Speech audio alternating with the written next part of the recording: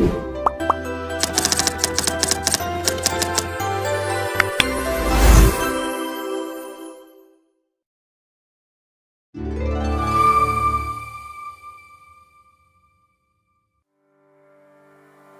teman-teman, selamat datang di Statistika Asyik. Sebelum kita membahas apa itu statistika, kita lihat dulu yuk tujuan pembelajarannya. Yang pertama, mengingat kembali pengertian data dan statistika. Yang kedua, menghitung nilai mean, median, dan modus pada data tunggal dan pada data kelompok.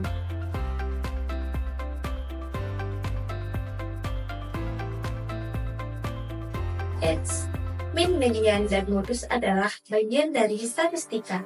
Statistika itu penting loh dalam kehidupan sehari-hari, karena tanpa kita sadari, kita sering menggunakannya untuk membuat keputusan, mulai dari memilih menu makanan sampai menganalisis peluang investasi.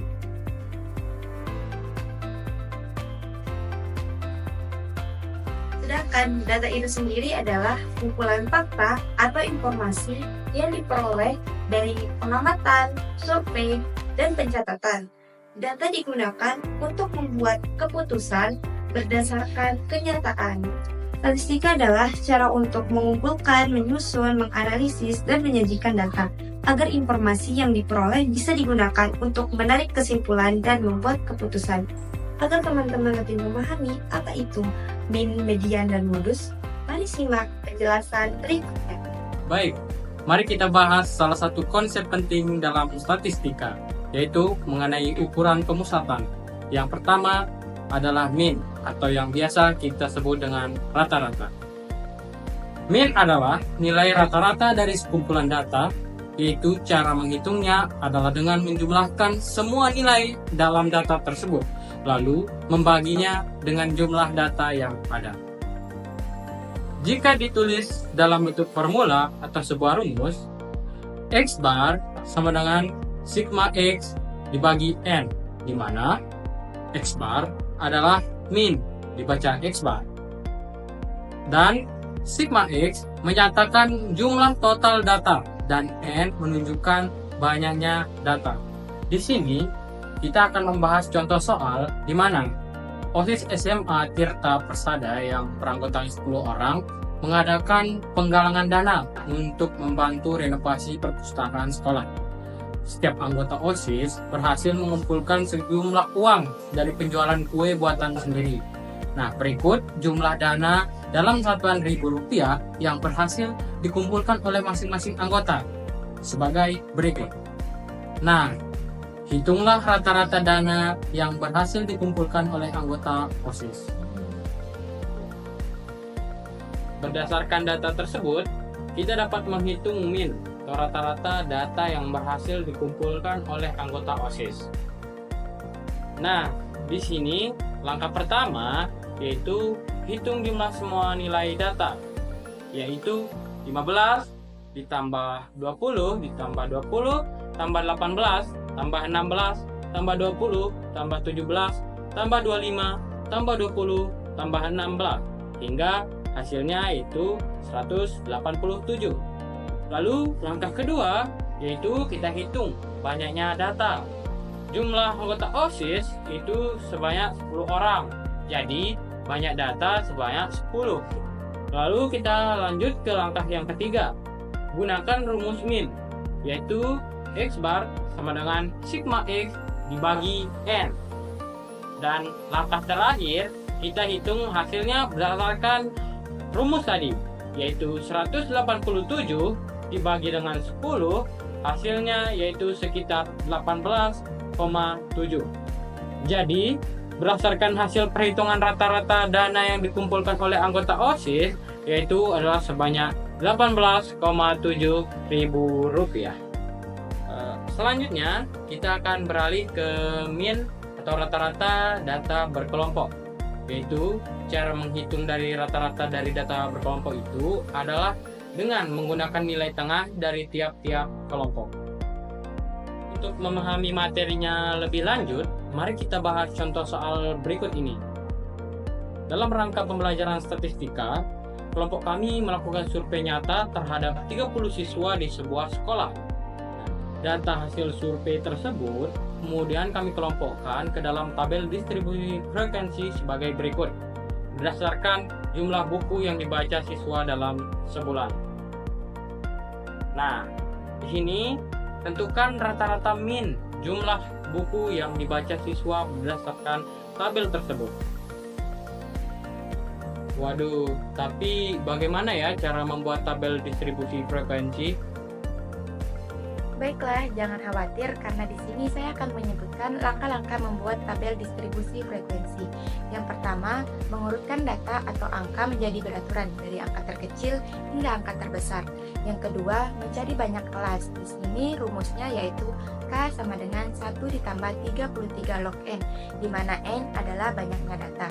Yang ketiga atau yang terakhir, mencari interval atau panjang kelas, di mana rumusnya adalah I sama dengan jangkauan dibagi banyak kelas. Jangkauan ini rumusnya adalah data terbesar dikurangi data terkecil. Berdasarkan tabel tersebut, kita dapat menghitung min atau rata-rata jumlah buku yang dibaca siswa per bulan. Untuk menghitung min pada data berkelompok, kita menggunakan rumus X bar sama dengan sigma FI XI dibagi sigma FI, di mana XI menyatakan nilai data atau jumlah buku dan FI menyatakan frekuensi untuk nilai XI yang bersesuaian. Nah, untuk interval jumlah buku bisa dilihat di tabel. Nah, untuk frekuensinya yang pertama itu sejumlah 9, yang kedua sebanyak 7, yang ketiga sejumlah 6, yang keempat sejumlah 5, dan kelima sejumlah 3, sehingga total frekuensinya atau AFI-nya sebanyak 30.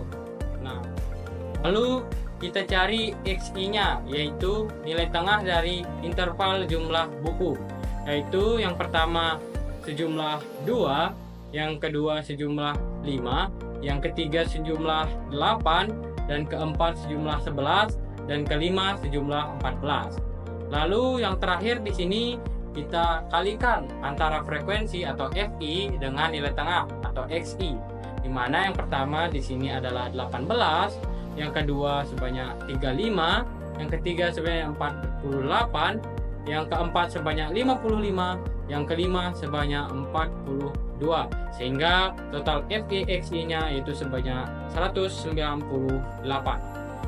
Nah, setelah itu mari kita cari rata-ratanya, di mana kita menggunakan rumus X bar sama dengan sigma FI XI dibagi sigma FI, yaitu sama dengan 198 dibagi 30 sama dengan 6,6. Jadi, rata-rata jumlah buku yang dibaca siswa dalam sebulan adalah sekitar 6,6 buku. Halo semuanya, tadi teman-teman sudah belajar tentang min atau rata-rata. Sekarang kita akan belajar tentang median atau nilai tengah. Median menentukan letak data setelah data itu disusun menurut urutan nilainya. Jika banyak data ganjil, maka median setelah disusun menurut urutan nilainya merupakan data paling tengah. Untuk sampel berukuran genap, setelah data disusun menurut urutan nilainya, mediannya sama dengan rata-rata itu 2 data tengah. Nah, agar lebih memahami apa itu median, mari perhatikan contoh berikut. Sampel dengan data 4, 12, 5, 7, 8, 10, 10 setelah disusun menurut nilainya menjadi 4, 5, 7, 8, 10, 10, dan 12. Nah, data paling tengah itu bernilai 8. Jadi, ME atau mediannya itu sama dengan 8. Nah, seperti yang saya bilang tadi, untuk sampel berukuran genap, setelah data disusun menurut urutan nilainya, maka mediannya sama dengan rata-rata itu 2 data tengah. Contohnya, diberikan sampel dengan data 7, 8, 8, 10, 12, 14, 16, dan 19, data tengahnya ialah 10 dan 12, sehingga median atau ME-nya itu sama dengan setengah dikali 10 ditambah 12. Nah, 10 ditambah 12 itu 22, maka setengah dikali 22 itu sama dengan 11. Nah, setelah membahas mean dan median sebagai ukuran pemusatan data, kini kita akan membahas ukuran pemusatan data lainnya, yaitu modus. Modus dari sebuah kumpulan data adalah data yang paling sering muncul atau memiliki frekuensi paling besar.